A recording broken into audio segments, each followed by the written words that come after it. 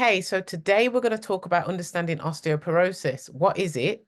How can we manage it if we have it? And how can we prevent it if we don't have it? So osteoporosis is a bone disease characterized by weakened bones, making them fragile and more prone to fractures. So this is just showing you the alignment of a spine with somebody that does suffer with osteoporosis. And then we need to think about what are the causes then of osteoporosis. So if we look at the first picture, this is somebody who has an upright posture, their spine is in neutral alignment and a natural curvature. Then obviously somebody, the same person, suffering with osteoporosis, where there is now an excessive curvature of the spine, and you've got this more hunched over posture from the top of the shoulders, and then obviously going down into the spine, it's no longer a natural neutral curve. So aging does increase the bone density, and that will decrease with age. So as we age, bone density is naturally going to decrease. Then hormonal changes, especially with women over 35 going into perimenopause, the hormonal changes make you at higher risk, and even more higher risk when you go into post-menopause. So think about the exercises that you're doing now, going through the ages that you are. You're going to make sure that you're better off when you're going through the transition of menopause into postmenopause, so that you've already helped with this neutral spine alignment and helping to increase the bone density as opposed to decrease it. Lack of calcium and vitamin D. Are you lacking in vitamin D? Well, if you live in the UK, naturally you would. So how are you supplementing that? Are you taking vitamin D through food? Are you taking vitamin D through supplementation and vitamins? Making sure that you're not deficient is also going to help slow down the decrease in bone density, as well as calcium. And then obviously family history and genetics. We can't change family history and genetics, but that doesn't mean to say just because our grandparents didn't exercise until they were in their 80s, doesn't mean that we can't. And then we have to look at gender and age. And we know that women go through menopause, so their hormones will naturally change. So they will be at more risk of developing osteoporosis than a man.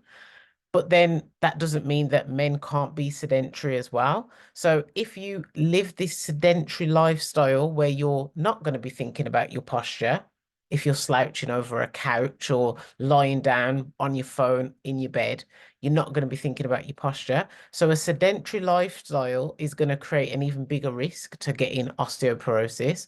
If you're of a low body weight and you've got a small frame and you're a bit more frail, then again, that's going to create this posture change and alignment in the spine.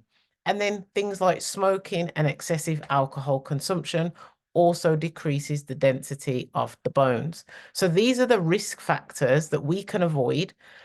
Whether you're somebody who naturally has a low frame or a low body weight, doesn't mean that you can't then build that by strength training and eating the right source of macros. Okay. And then effects on bone health is going to be just the increased risk of fractures. As you get older, you get more frail. So you're going to have more of an increase in fracturing the bones.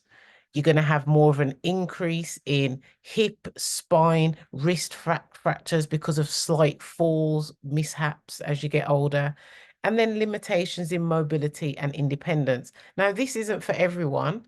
This is for those elderly people who fall into that category. So this doesn't mean when you get older, you're going to have fractures, hip, spine, wrist fractures. This is if you're not taking care of your body now, going into adulthood or into an elderly, mature age. So this is something that we can prevent as long as we stay active. We can't prevent illness. We can't prevent things like dementia. We can prevent it, but we can't stop it. And obviously, with old age does come increased risks anyway. But what we're trying to do is slow down the risk and be more healthy. And then we want to look at ways that we can prevent and manage. So regular weight bearing exercises, strength training with resistance. So that would be with weights, resistant bands, things like that. And then body weight weight-bearing exercises. So things like your Pilates, your mobility stretches. When we think about the body, we have to remember that we have to be kind to our body. So yes, we want fat loss. So what we're going to do, we're going to train harder to burn more calories in order to help us with fat loss. We're going to want to strengthen the bones. We're going to want to strengthen and increase the muscle mass. But we still have to be kind to our body, and we still have to look at the effects of Pilates and mobility. Medications as prescribed by health professionals are obviously going to help eliminate and prevent if you need to go down the medication route. But you've got to look at your lifestyle as playing the most important role for you to prevent and manage osteoporosis.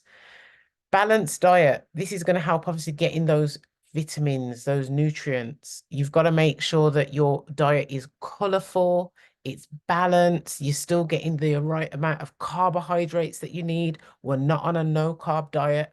After the age of 35, we need carbs. We need to make sure that we're strong, and we're obviously increasing our muscle mass, as well as the fact we need protein. We need to limit alcohol consumption because this is going to increase the risk of osteoporosis, and obviously avoid smoking. Now, when it comes to your training, you will have favorites of what type of training you do. However, all type of training that is programmed for you is necessary. So you might be loving sweating, getting some heavy squats in, doing some Bulgarian split squats. You might hate all of that. You might be the person that just loves to do the Pilates, meditate, relax, listen to soft music, strengthen and elongate the bones. You might be the person that hates doing that because it doesn't feel like you're doing anything. All kinds of exercises are going to help you going forward, transitioning, whether you're a woman into menopause or whether you're a male going into older age. You need to look at all styles of exercise that are being programmed to you as beneficial, regardless which one you prefer and which one you don't. We can't just stick to cardio, or we can't just stick to weight training, or we can't just stick to yoga or Pilates. So we have a combination to help us with our mental health and our physical health. So understanding osteoporosis, why your programs are the way they are, and how you can avoid or prevent it. So I hope that made sense, and I'll see you in the next one.